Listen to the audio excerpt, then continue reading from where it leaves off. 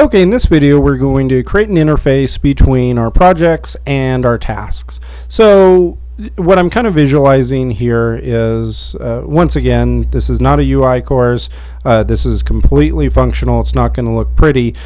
So what I'm picturing is a set of tasks here, all associated with this project, and then a link that says to add a new task.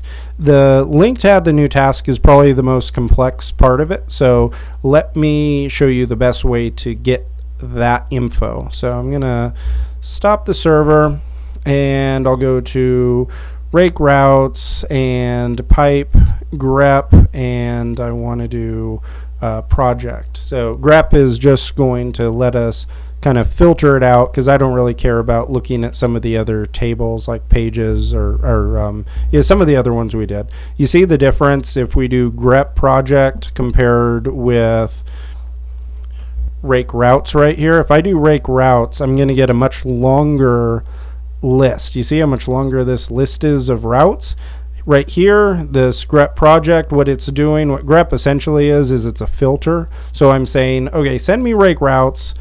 You add the pipe, and then grep means filter, and filter out or filter in only ones that have the word project in them. So that's just little shortcut that I think you'll find pretty handy. So this is a way we're going to find out what our link should be. So we have project tasks, we have new project task, and this is what we're wanting, this second one here. So I want to do something that's going to say new underscore project underscore task underscore path. So I'm going to copy that, and I can start up the server so it'll be nice and loaded up when it's time to get there. And now I'm going to go into the project show page. And to test this out, I'm going to add an HR and say task. Probably give it some type of heading and say tasks for project.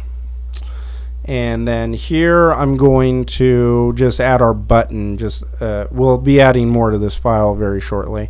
But I'm going to say link to add a new task for this project. You obviously can give it any name you want. Okay, so I'm going to paste in this route and say path. And now one thing that I may have to do, hold on, let me go back here and look.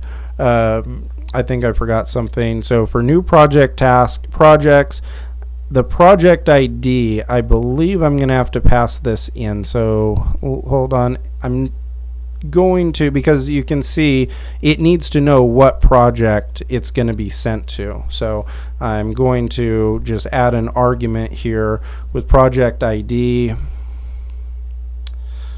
and pass in the project.id. And we'll see if this is needed and if this works. We'll test this out really quick. Okay, so let's see if that is working. Hit refresh, no error, so that's good.